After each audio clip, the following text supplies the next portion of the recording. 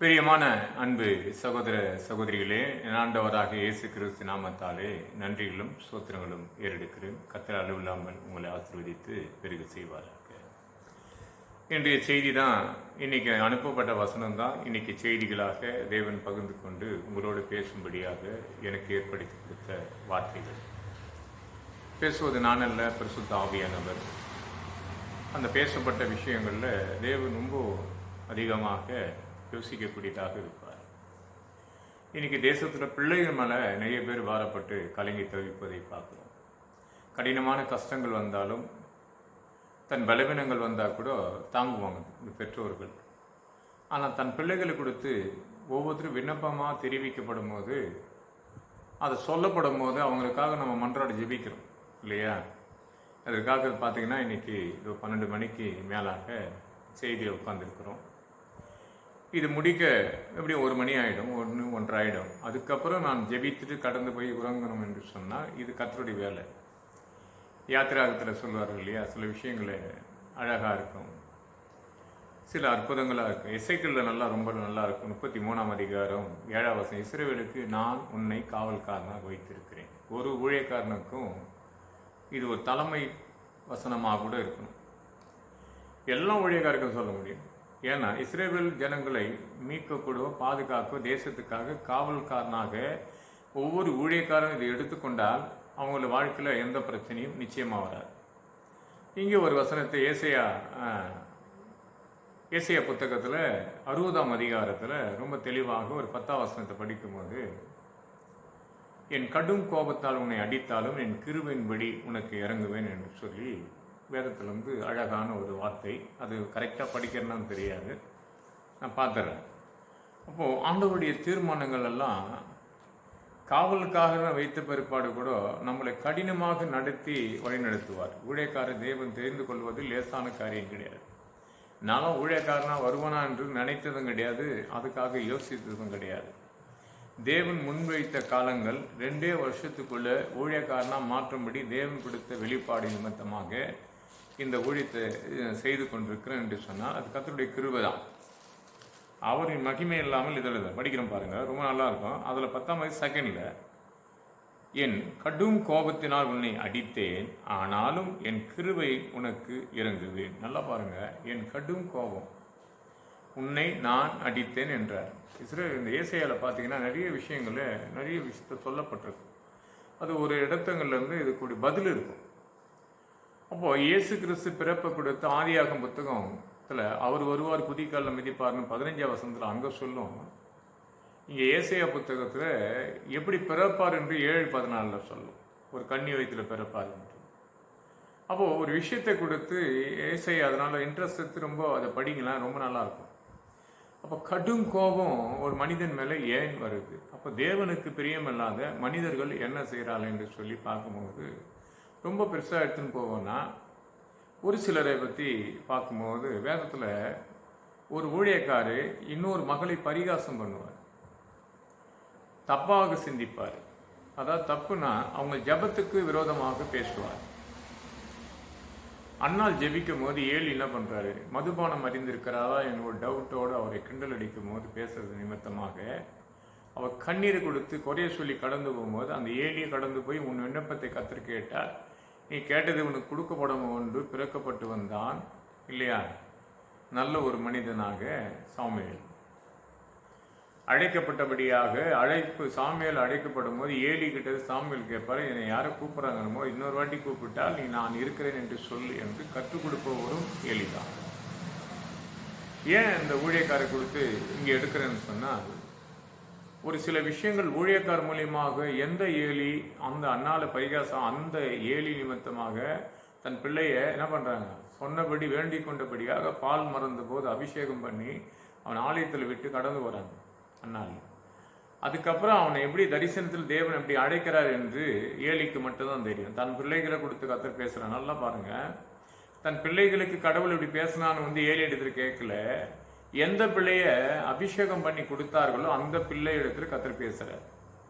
ஒரு தீர்க்கதரிசியாக மாற்றக்கூடிய ஒரு சூழ்நிலைக்காக ஆலயத்துக்குள்ளேருந்து தேவனை கூப்பிட்டு பதில் அனுப்பும் போது அது பதில் கொடுக்க முடியாத சூழ்நிலை இல்லையா? அப்போ வரப்படும் போது என்ன பண்ணுவாங்க? அப்போ சாமியில் வந்து ஏலிகிட்ட கேட்கும்போது மறுபடியும் உன்னை கூப்பிடும் போது அப்படின்னு அந்த பதில் சொல்லக்கூடிய ஒரு சூழ்நிலை இருக்கு இல்லையா? அது பலத்தமான காரியமாக இருக்கும். ஆனால் தன் வாழ்க்கையில் தன் பிள்ளைகள் வாழ்க்கையில் ஒரு தவறான சிந்தை நடத்தக்கூடியதாக இருக்கும். அதில் நல்லா பாருங்கள், 1 சாமுவேல் புத்தகம் 2ஆம் அதிகாரம் 24ஆம் வசனம் 25ஆம் வசனம் நீங்கள் படிச்சிங்கன்னா வீட்டுக்குள்ளே வந்து இல்லை சத்தியத்தை கேட்கும் போது நீங்கள் பைபிள் எடுத்துக்கொண்டு நீங்கள் படித்து பாருங்கள், தன் பிள்ளைகளை கொண்டு திட்டவட்டமாக பதிலளிக்கப்படும். அப்போது அந்த தகப்பனுக்கு வந்த ஒரு செய்தி, உங்களை பற்றி ஒரு காரியத்தை நான் கேள்விப்பட்டு நீ மனுஷனுக்கு விரோதமாக தவறு பண்ணால் மனுஷன் வந்து அந்த உனக்காக உதவி செய்வான், நீ கடவுளுக்கு விரோதமாக தவறு பண்ணால் உனக்கு விரோதமாக உனக்கு உதவி செய்ய யார் வருவான் அப்படின்ற ஒரு செய்தி. நல்லா தெளிவாக இருக்கும், திட்டமாக இருக்கும்.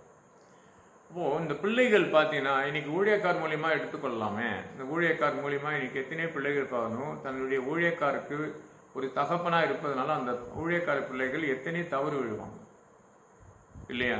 அந்நிய பெண்களுடைய அசைன்மெண்ட்டு, அந்நியரிடத்துல பேசக்கூடிய விதங்கள் தவறுக்குரியதாக இருந்து ஏலியின் பிள்ளைகள் போல் இருக்கிற பிள்ளைகளும் உண்டு.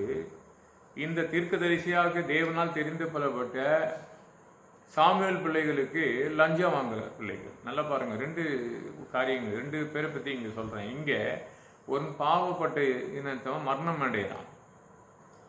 தகப்பன் வார்த்தையை மீறி கடந்து போகப்படும் போது என்ன ஆகுது? அங்கே மரணத்துக்கு ஏதான ஒரு செய்தி நடக்குது.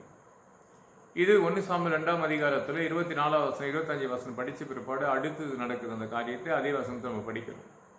இங்கே பார்த்தீங்கன்னா தேவனால் தெரிந்து கொள்ளப்பட்ட இவர் ஒரு ஊழியக்கார், இவர் ஒரு தீர்க்கதரிசி.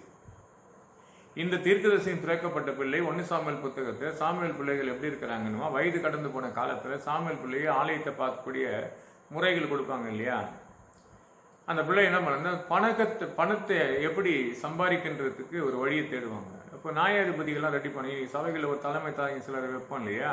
அதுபோல் அந்த காலகட்டத்தில் ஒரு சபைக்கு ஒரு முதியவரை கூப்பிட்டு வச்சு என்ன பண்ணுவாங்க, இதை பயன்படுத்திங்க, இதை நடத்தி கொள்ளுங்க. ஏன்னால் ஆபிரகாம் மகனுக்கு திருமணத்துக்கு ஆயத்து போகும்போது ஒரு ஊழியக்காரனை கூப்பிட்டு தான் இதை தேடி கடந்து போய் ஊழியக்காரன் ஆதியாக 24ஆம் அதிகாரத்தில் சொன்னபடி கடந்து போய் பொண்ணு பார்ப்பான். அதுபோல தான் சாமுவேல் காலத்தில் என்ன நடக்குதுன்னா,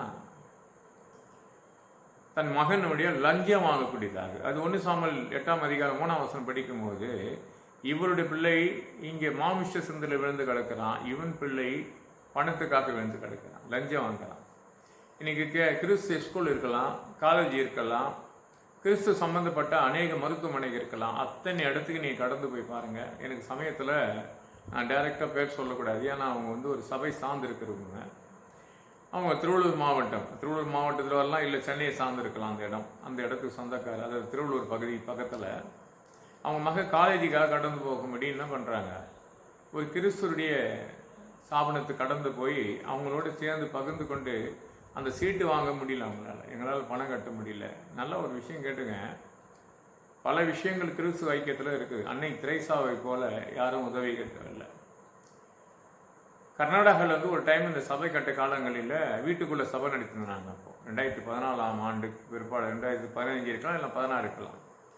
வீட்டுக்குள்ளேயே நான் ஆலயம் நடத்தி கொண்டிருக்கும் போது சபை இந்த சண்டே சர்வீஸில் யாரோ ஒரு கார் வந்து நின்றுது. நேராக உள்ளே வந்தாங்க. நான் சத்தியத்தை கேட்க போகிறேன்னாங்க. உட்காந்து பிறகு உட்காருன்னு சொல்லிட்டேன். கொஞ்ச நேரம் ஐயா நான் பிரசங்கிக்கிட்டா சாட்சி சொல்லிட்டானாங்க. சரி, முழுமையாக அவங்க விட்டு உட்காந்து அப்போ சொன்னாங்க, எங்கள் வீட்டுக்காரு எங்களுடைய அப்பா நிறைய பிரச்சனையில் மாட்டிக்கொண்டு இருந்தார். அப்போது அந்த சகோதரி கடந்து வந்தாங்க. எந்த சகோதரி, யாரை சொல்கிறாங்க தெரியுதா? அன்னை திரைசாவை சொல்கிறாரு. அவங்க கடந்து வந்து வீட்டுக்குள்ளே கை தலைமையில் வச்சு ஜெபிச்ச பிற்பாடு நாங்கள்லாம் இயேசு கிறிஸ்து ஏற்றுக்கொள்ளப்பட்டாங்க. ஏன்னா அந்த கர்நாடகாவில் அத்தனை பேரும் பெரிய ஒரு மாமனிதன், இந்த தோஷியம் பார்க்குற மனுஷன். அவர் இப்படிப்பட்ட மனிதன் வாழ்க்கையில் ஒரு தொல்லைகள் கஷ்டங்கள் வரப்படும், ஒரு பைத்தியம் வச்சு போய் சுற்றி தெரிய போடுவோம், துணி இல்லாத அமனமாக சுற்றி தெரியும் போது அன்னை திரேசா அந்த வழியாக வந்தாங்க. அவனை தொட்டு பேசி கொஞ்ச நேரத்தில் அவங்க சுகமாக இருக்கிற ஒரு மனிதன் தான் இங்கே வந்தார். அப்போ இந்த சபையில் இருக்கிற ஜனங்களை பார்த்து சொன்னார், இங்கே உட்காந்துருக்க அத்தனை பேரும் சபையை விட்டு போயிடுவாங்கன்னு. ஃபஸ்ட் டைம் வராது தான் அவர். நான் அதை சரி சொல்லட்டும், எப்போ எந்த மெசேஜும் அதை குறை சொல்லுவதெல்லாம் இருக்க மாட்டேன், சொல்லட்டும்னு சொன்னால் ஸ்டெப்பாக அவங்களாம் சபையை விட்டு நின்றுட்டாங்க. 2017 சபையை விட்டு நிறைய பேர் போயிட்டாங்க. அதுக்கப்புறம் புதிதாக வந்தவங்க போயினே இருக்கிறாங்கன்னு வச்சுங்க. ஆண்டவராகி தீர்மானித்த ஒரு வார்த்தையானது லேசானது கிடையாது, கதர் வார்த்தையானது. அப்போது இங்கே பார்க்கும்போது ஏலியின் பிள்ளை இங்கே இவன் அநேக தேவனுக்கு பிரியமல்லாத தவற பண்ணுறான். மரணத்துக்கு ஏறக்கூடிய சூழ்நிலை ஏலியா அதை சொல்லுவார். இங்கே சாமுவேல் பிள்ளைகள் லஞ்சம் வாங்குறான். இன்னைக்கு இந்த ரெண்டு விஷயத்தை எங்கன்னா பண்ணா, இந்த 2 பேர் குடும்பத்தில் இருந்து என்ன இல்லை, கற்றை சார்ந்து இல்லை, உலக சிற்பன்பத்துக்கு ஒரு பக்கம் சரிகிறத்தினால் சுகத்தில் விழுந்து கிடக்கிறான், இன்னொரு பக்கம் பணத்தினால் விழுந்து கிடக்கிறான். இன்னைக்கு அநேக சாபனங்களுக்கு கிறிஸ்து சாபனம் என்று பேர் வைக்கப்பட்டிருக்கும். இந்த கிறிஸ்துவ சாபனம், இது ஆர்சி, இது சிஎஸ்ஐ, இது இண்டிபட் சர்ச்சு, இது தனிப்பட்டவங்களுக்கு கிறிஸ்துவ பேர் வச்சு எத்தனை சாபனங்கள் திறக்கப்பட்டிருக்கும். ஆனாலும் அதில் ஒரு பிள்ளை படிப்புக்கோ இல்லை கல்விக்கோ இல்லை படிப்புக்கோ இல்லை அவனை அநேக காலேஜுக்கோ இல்லை கிறிஸ்துவ ஐக்கியத்தினுடைய ஒரு நர்ஸுக்கோ எதுக்கோ படிக்க வைக்க கடந்து போனான்னா பல விதமான லஞ்சத்துக்கு எதிர்பார்த்து எத்தனையோ பிள்ளைகள் இன்னைக்கு படிக்காது இருக்க காரணங்கள் அதுதான். அப்போ இன்னைக்கு மட்டும் இல்லை, ஆதிலேருந்து அது என்ன இருக்குது. அப்போது ஏலியின் பிள்ளைகிட்ட அந்த பாவ இதுக்கு இங்கே இங்கே சாமுவேல் பிள்ளைகளுக்கு இப்படிப்பட்ட தவறுகள் உண்டு. அப்போ நம்ம பிள்ளைகள் என்னவா இருக்கிறான் கொஞ்சம் ஆராய்ந்து பார்த்தீங்களான்னு கேட்டால் கிடையாது. ஜோசுவா சொல்ல பாருங்க, ரொம்ப அழகாக இருக்கும். அந்த வசனத்தை படித்து பார்த்தீங்கன்னா ஜோசுவா புத்தகத்தில் 24ஆம் அதிகாரம் 15ஆம் வசனம், நானும் என் வீட்டாரும், அந்த வார்த்தையே நல்லா இருக்கும், நானும் என் வீட்டாரும் கர்த்தரையே செய்து தேவனை சார்ந்திருக்கணும் இல்லையா. ஆனால் மத்திய புத்தகத்தை படித்து பாருங்களேன், 10ஆம் அதிகாரம் 34 35 படித்து பாருங்க. மாமியாருக்கு விரோதமான மருமகளும் மருமகளுக்கு விரோதமான மாமியாரும் வீட்டாரே உங்களுக்கு சத்ரு என்று சொல்லணும். இன்னைக்கு வீட்டுக்குள்ளே எப்படி சத்ரு வந்து தெரியுங்களா? ஆவிக்குரிய சத்துருகள் இன்னைக்கு நிறைய வீட்டுகளில் ஜபம் இல்லாத போகிற காரணங்கள்லாம் தெரியுமா? பிள்ளைகளோ இல்லை பெற்றோர்களோ இல்லை மற்றவர்களோ தேவனுக்கு பிரியமானவர்களாக இருக்க மாட்டாங்க, ஜபத்தில் குறையப்பட்டவர்களாக இருப்பாங்க, ஜபத்தில் வளர்ந்துருக்க மாட்டாங்க. ஆவிக்குரிய வாழ்க்கையில் என்ன தான் வேதத்தை படித்தாலும் அவங்களுக்கு முழுமையான அர்ப்பணிப்பு இருப்பாது. உலக சிற்பம் இதயத்துக்குள்ளே வந்து அது மாட்டி சிக்கி கொண்டு இருக்கும். எப்படி இருப்பாங்க? ஒரு சிலர் இப்படி இருப்பாங்க. நீங்கள் நல்லா பைபிள் படிச்சிங்கன்னா நாயாடி புத்தகத்தில் 14ஆம் அதிகாரத்தை படிச்சுன்னா அதில் 3ஆம் வசனத்தில் ரொம்ப அழகாக இருக்கும். என் கண்கள் அவள் மேல் பிரியமாக இருக்குது. எந்த பெண்? அந்நிய பெண்கள் மேலே. அவள் சாலமோனுக்கு என்ன இருக்குதான்? பிரியமாக இருக்குதான். அப்போது என்ன பிரியமாக இருக்குது? ஒரு திட நம்பிக்கையோடு வாழ்ந்தவன். அந்த புத்தகத்தை நேராக படிப்பேன், ரொம்ப நல்லா இருக்கும். அதில் எடுக்கிற பாருங்க, நாயாடி புத்தகத்தில் 14ஆம் அதிகாரம் அதை படிக்கிற தன்மைகளை ரொம்ப பெஸ்ட்டாக இருக்கும். ஏன் அப்படிப்பட்ட ஒரு சூழ்நிலை ஏற்பட்டது? ஏன் இப்படிப்பட்ட பாடுகள் வந்தது? இந்த உலகத்தை சுற்றி பார்க்க கடந்து போகிற பிள்ளைகள் மத்தியில் ஒரு சுவிசேஷம் இருபுறம் கற்குள்ள பட்டயத்தினுடைய ரகசியம் தெரியாத தேவனால் அழைக்கப்பட்டு தேவனால் பிறக்கப்பட்டவன் மலடிக்கு ஒரு வாழ்க்கை கொடுத்த பிள்ளை எப்படி இருக்குதுன்னா இப்படி தான் இருக்குது. படிக்கிறேன் பாருங்க. அப்போது அவன் தாயும் அவன் தகப்பனும் அவனை நோக்கி, நீ போய் விருது தேசம் இல்லாத பெலிஸ்தருடைய மேல் ஒரு பெண்ணையும் கொண்டு வெடியா இருக்கிறது என்று உன் சகோதரன் குமாரிதி இருக்கிறாளே எத்தனையோ நானும் மனைவிகளாக இருக்க பெண்களாக இருக்கிறார்கள் என்றார்கள். அது சிம்சோன் சொல்கிறான், தன் தகப்பனையும் தன் தகப்பனை நோக்கி, அவள் என் கண்ணுக்கு பிரியமானவள் என்றான். சிம்சோன் சொல்கிற வார்த்தையை பாருங்க, நான் மாற்றி சொல்லிட்டு இருப்பேன். சிம்சோன் வாழ்க்கை சொல்கிறான், அந்த தகப்பனை பார்த்து, உன் தகப்பனை தாயும் கனப்படுத்த நீடித்த நாட்கள் வாழணுன்னு பைபிள் சொல்லுது. இங்கே சொல்கிறான் பாரு, அவன் தகப்பனை தாய் எப்படி கனப்படுத்துகிறான் பாருங்க. என் கண்கள் அவன் மேலே பிரியமாக இருக்குதான். எந்த பெண்? விருந்த தேசம் இல்லாத ஒரு பெண் மேலே.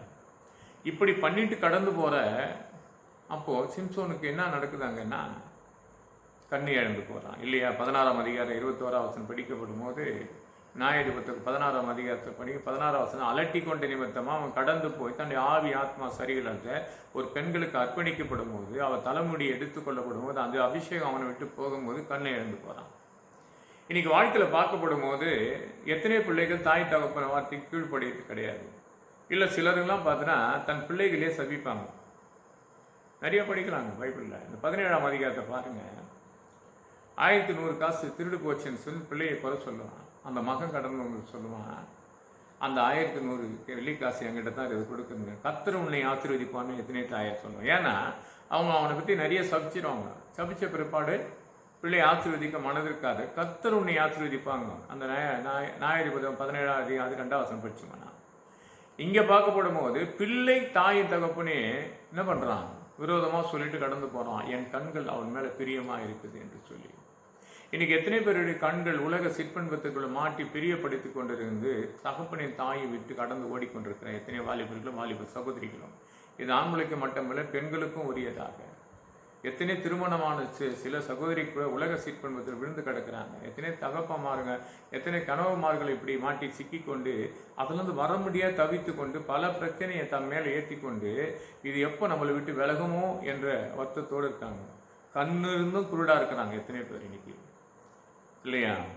கண்ணு இருந்தும் இப்போ இங்கே நியாயாதிபதி புத்தகம் 16ஆம் அதிகாரத்தில் 20 21 படிச்சு பாருங்க. அங்கே சிம்சோன் கண்ணு போதுங்க. அதே போல தான் ஏசாயா 43ஆம் அதிகாரத்தில் 8 கண்ணு இருந்தும் குருடா இருக்க, காது இருந்தும் செவிடு என்னிடத்தில் கொண்டு வா. இப்படி பாதிக்கப்பட்டவர்கள் உலகம் முழுவதும் இருக்கிறாங்க. இவங்க யார் தெரியுமா? பாவத்தில் விழுந்து போய் கிடக்கிறாங்க. அவங்க பாவத்தில் விழுந்து கிடைக்க அவங்க விடுவிக்க ஒருவரும் கிடையாது. என் ஆண்டவராக இயேசுக்கு சொல்றேன், நீ என்னிடத்துல வந்தால் நான் உன்னை மீட்டுக் கொள்ளுவேன். அழகா இருக்கும். ஏசாயா கொஞ்சம் படிச்சு பாருங்க. 44ஆம் அதிகாரம் 22 உன் மீறுதலை மேகத்தை போலும் உன் அக்கிரமத்தை கார்மேகத்தை போல் அகற்றி விட்டேன், நீ என்னிடத்துல வா, உன்னை நான் மீட்டுக் கொள்ளுவேன். வரலையே. கிறிஸ்துக்குள்ள இருக்கிறது உண்மை, பிதா குமாரன் பரிசுத்த நாமத்துல இருப்பது உண்மை, ஞானஸ்தானத்தை எடுத்து திருவிருந்து எடுப்பது உண்மை. ஆனால் இதயம் மட்டும் உருக்குலைந்து கெடுக்கிறது தெரியாது. பைபிள் ரொம்ப அழகா இருக்காங்க. நீதிமொழி புத்தகம்லாம் 11ஆம் அதிகாரத்தெல்லாம் படிச்சிங்கன்னு சொன்னா 11 படிக்கிறதோடு 7ஆம் அதிகாரத்தை படிங்க. உருக்குலைந்து போயிருக்குது. சத்தியத்தை கேட்டு கேட்காத போன நிமித்தமாக உரிக்குழுந்து போன இந்த சரிகளத்துக்கு ஆதரவு கொடுக்காத இருக்கிற அந்த ஆதரவு கொடுக்கிற ஆண்டவர் தான் சொல்றாரு, அவன் மீறுதலை மேகத்தை போலும் உன் அக்கிரமத்தை கார்மேகத்தை போல் நான் அகற்றி விட்டேன். என் மகனே என் மகளே என்னிடத்துல வாங்க, உங்களை நான் மீட்டுக் கொள்வேன். இன்னைக்கு எத்தனை குடும்பத்தில் பிள்ளைகள் சரியில்லை, தகப்பமார் சரியில்லை, தாயார் சரியில்லை, தேவனுக்கு முன்பாக அறிக்கை செய்து ஒப்பு கொடுத்து வரார்களான்னு கேட்டால் அடுத்தடுத்து ஒரு பாவத்துக்குள்ள அவங்க விழுந்து விழுந்து எழுந்துக்க முடியாத பிரச்சனையில் மாட்டிக்கொண்டிருக்க ஜனங்களை பார்த்தா ஆண்டவர் சொல்றாரு, நான் உன்னை மீட்டுக் கொள்வேன் என்னிடத்துல வா என்று சொல்லி பைபிளில் சொன்னேன். இப்போ 2-3 குடும்பத்தை கொடுக்கும்போது பிள்ளைகள் கொடுத்து ஒரு வசனத்தை 17 தாய் தன் பிள்ளைகளை சபித்த நிமித்தமாக அந்த சபித்த பிற்பாடு அந்த 1100 வெள்ளிக்காசு காணவில்லைன்னு சொல்லும் போது அது என்னிடத்துல இருக்குது இதுதான் கொடுக்க வரும்போது கர்த்தர் உன்னை ஆசீர்வதிப்பார். தன் தாயாலே அந்த ஆசீர்வாதத்தை முழுமையாக பகிர்ந்து கொள்ளாமல் கடவுள் மேலே வச்சுட்டு போய்க்கினே இருப்பாங்க. பார்க்குற அன்பு சகோதரியா இருக்கலாம், சகோதரனாக இருக்கலாம், வேதத்தில் நிறைய உண்டுங்க. நிறைய பிரச்சனை பார்த்து நம்ம படித்து கொண்டே போகலாம். ஒரு ஸ்டெப்ல போகலாம். ஆதியாகத்திலிருந்து ஆதாம் செய்த தவறுகளை இஸ்ரவேல் மக்களுக்கே வந்து அதை மீட்டெடுக்க வந்த என் ஆண்டவராக இயேசு கிறிஸ்து உன்னையும் என்னையும் அவர் மரித்து 3 நாள்ல ரத்தத்தினாலும் சரீரத்தினாலும் மூட்டெடுக்கப்பட்ட கர்த்தரை நம்பல. நீங்க உலகத்தை நம்புறாங்க. இந்த சபைக்குள்ள நிறைய பேர் வரமாட்டாங்க. இது உட்ட சத்தமா கேட்கும், இவைகளை விட்டு வெளியே வா என்று வெளிப்பாடு புத்தகத்தில் 18ஆம் அதிகாரம் 4 அவைகளை விட்டு வெளியே வா என்றார். சிலர் அதை வெளியே விட்டு வெளியே வரத்தனை தவிக்கிறாங்க. சத்திய வசனம் சரியாக தெளித்து இருக்கும்படியாக கொடுக்க சத்தியத்தின்படி இருப்பாங்களான்னு கேட்டால் இருக்க மாட்டாங்க. அப்போ எதுக்காக இதை விட்டு வர மாட்டாங்க? அப்போ கொஞ்சத்துல இன்பம் கண்கள் எது மேல இருக்குது? அப்போ அந்த பிரியமா இருக்குது அந்த உலக சிற்பந்து மேல, அந்த ஒரு பெண்ணு மேல தங்கப்பன் சொல்றாரு, அது அந்நிய பெண்ணாச்ச, சுவிசேஷம் ஒரு குமார் பரிசுத்த நாமத்தை ஞானஸ்தானம் எடுக்காத ஒரு பெண்ணாச்சு, இயேசு கிறிஸ்துவை பற்றி ஒன்றும் தெரியாத பெண்ணுக்கிட்ட நீ கடந்து போகிற எத்தனையோ வாலிப பிள்ளைங்கிட்ட சொன்னால் அது கேட்பதில்லை. அதனால் அவமான நிந்தனைகள் நமக்கு நடக்கும் போது தான் நம்ம மாற நினைத்தாலும் அது விடாது. அப்போது கண்ணை இழந்தவனை போல் தான் இருக்க முடியும் இந்த உலகத்தில். நம்ம சிலதை விட்டு வெளியே வர முடியாது. அவர் பார்த்தீங்கன்னா தினந்தோறும் அலட்டி கொண்டு இருந்தாலாம். நியாயாதிபதி புத்தகம் 16ஆம் அதிகாரம் 16 படி தினந்தோறும் அழுத்தி கொண்ட நிமித்தமாக அவன் தன் குடும்பத்தை விட்டு பிரிந்து அங்கே கடந்து போன இடத்துல கண்ணை இழந்தவனா நிற்கிறான். இன்னைக்கு எத்தனையோ பிள்ளைகள் நம்ம ஜெயிச்சிடலாம் வாழ்க்கையில், நம்ம என்னுடைய எப்படி இருக்கோம் அப்படி இருக்குமே, கடவுளிடத்தில் இருப்போமே, ஆனால் ஒரு தவறுகளுக்குள்ள போய் இப்படி பண்ணலாம் அப்படி பண்ணலாம் யோசித்து ஒரு திட்டம் மனுஷன் போடுற ஆலோசனைகள் கேட்கப்படாது. மனுஷனுடைய ஆலோசனைகள் வீணான நாசு சுவாசம் உள்ள மனிதன் நம்பாதே என்று சொன்ன ஏசாயா புத்தகம் 2:22 படி இன்னைக்கு எத்தனையோ வாலிபர்கள் சில வசனங்கள் கேட்டு சிலர் இடத்துல போதனை கேட்டு தப்பான விஷயத்தை கடந்து போய் இதுலேருந்து கர்த்தர் மன்னிக்க தானே போறான்னு போவாத, வர முன்பே அதை காப்போம் என்று சொல்லி பார்க்குற அன்பு சகோதரியா இருக்கலாம், சகோதரனா இருக்கலாம். எத்தனையோ பைபிளில் நிறைய பேர் படிப்போம்ல. சாலமோனை கொடுத்து ரொம்ப பெஸ்ட்டு. சாலமோன் ஞானத்தை கேட்டார், ஞானத்தை பெற்றுக்கொண்ட போது அவர் எப்படி வாழ்ந்தார். அந்த வாழ்க்கையில் நடுவில் ஒரு பிரச்சனை வந்ததுங்க. 1 சாமுவேல் புத்தகத்தில் ரொம்ப அழகாக இருக்கும். அது படிக்கப்படும் போது ரொம்ப பெஸ்ட்டாக இருக்கும். 1 ராஜாக்கள் புத்தகத்தில் 11ஆம் அதிகாரத்தை கொஞ்சம் படிச்சிருங்களேன். 4ஆம் வசனம் வரைக்கும் படிச்சு பாருங்க. அந்த ஒரு அதிகாரத்தை மட்டும் படிச்சிங்க. சாலமோன் வாங்கின ஞானத்துக்கு பதில் இங்கே பார்த்தோன்னா அவர் மனைவிகள் எத்தனை பேர், வப்பாட்டிகள் எத்தனை பேர் என்று தெளிவுபடுத்தியிருப்பார். அவனுக்கு இருந்த ஆஸ்தி ராஜாவுக்கு, தாவீதுக்கு பிற்பாடு சாலமோனுக்கு வந்த ஆஸ்தியை போய் ராஜா என்ற பதவியை அவன் கையை விட்டுவாது. தாவீது இருக்கிற காலத்திலே ஆண்டவர் சொன்னது தான்.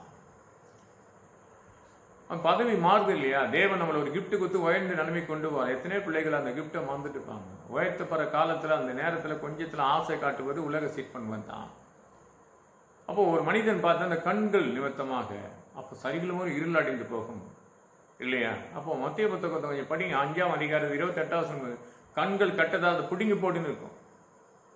6ஆம் அதிகாரத்தை பற்றி பாருங்க. அந்த கண்களில் நோய் இருள் அடைஞ்சு போயிடுமா சரிகளுமே. நிறைய இருக்கும். 4ஆம் புத்தகத்தில் படிக்கப்படும் நிறைய விஷயத்தை கண்கள் கொடுத்து அவ்வளோ விஷயத்தை ஏடிப்பட்டிருக்கும். அதுதான் இன்னைக்கு மதுபானத்துக்கு அடிமைப்பட்டிருக்க எத்தனை பிள்ளைகள் இன்னைக்கு மது மழகத்துக்கு விழுந்து கிடக்கிற எத்தனை குடும்பத்தாரில் பார்க்கும் போது குடும்பத்தில் பெரியவராக இருக்கா மதுபானத்தில் இருந்தாங்க. அப்போ அதுல நீதிமொழி புத்தகத்தில் ஒரு வசனம் 31:6 மரித்து போறவர்களுக்கு மதுபானத்தையும் மனக்கசந்தருக்கு திராட்சை ரசத்தை கொடுன்னு இருக்கும். மனக்கசந்தையும் அழுது வரனா கர்த்தர் உனக்காக ரத்தம் மதுபானம் கிடையாது. மனக்கசந்து அழுகிறவனுக்கு திராட்சை ரசத்தை கர்த்தர் கொடுத்து உன்னை மீட்டெடுக்க வல்லவராக இருக்கிறார். உங்கள் குடும்பத்தை பற்றி நீங்கள் கவலைப்படாதீங்க. குடும்பமாக ஒரு மனமாக கூடி ஜெபித்து பாருங்க. உங்கள் குறைகள் எல்லாம் கர்த்தர் நிறைவாக்கி கொடுப்பார். உன் புலம்பலை சங்கீத புத்தகத்தில் 30:11 படி ஆனந்த கழிப்பாக மாற்றுவார். உன் புலம்பை ஆனந்த கழிப்பாக மாற்ற போகிறார். எடுத்து கொடுத்து புலம்பிக் கொண்டு முந்தை நினைக்காது பூர்ணத்தை சிந்திக்காது நான் உனக்கு ஒரு புதிய காரியத்தை செய்வான். ஏசாயா புத்தகம் 43ஆம் அதிகாரத்தில் 18 வசனம் 19 வசனம் படி உங்கள் வாழ்க்கையில் புதிய காரியம் வேணுமா? ஆண்டவராக இயேசுக்கு முழுமையாக அர்ப்பணிப்பு. கடும் கோபம் கத்தர்கிட்டலாம் அவர் கிருபையின்படி இறங்கி இருக்கிறாரு. இன்னைக்கு உங்களை மீட்டெடுக்கப்பட்ட நாட்களாக இருக்கும். இந்த 7ஆம் தேதி என்ன பண்ணுவாராம்? 7ஆம் தேதி இந்த செய்திகள் நீங்கள் கேட்கும் போது மீட்டெடுக்கப்பட்ட வினாடியிலேருந்து இந்த இரவு நாங்கள் இதை அனுப்பும் போது இதை ஜெபித்து அனுப்புகிறோம். இதை கேட்கும் போது காது உள்ளவன் கேட்க கடுவான் என்று நல்லா இருக்கும் இல்லையா? அப்போ மார்க் புத்தகம் 4ஆம் அதிகாரம் 9 காது உள்ளவன் கேட்க கடுவான். நீ கேட்டீங்க என்று சொன்னால், கேட்டு விசுவாசிங்க என்று சொன்னால் உங்கள் பிரச்சனையெல்லாம் கர்த்தர் அப்படியே பனித்துளியை போல் உங்களை விட்டு விலகி போயிடும். நாளைக்கு ஒரு செய்தி இது கொடுத்து தொடர்ந்து நாளைக்கும் அந்த செய்தி எடுப்போம். கர்த்தர் உங்களை அளவில்லாமல் ஆசீர்வதிப்பார். ஜெபம் பண்ணலாமா? என் அன்பால் நேசிக்க நல்ல பிதாவின் கிருபைக்காக ஸ்தோத்திரிக்கிறோம், வல்லமைக்காக துதிக்கிறோம். சகலத்து பொறுப்பெடுத்து வழி நடத்தும் பெரிய இயேசுவின் பிதா. ஆமென் ஆமென்.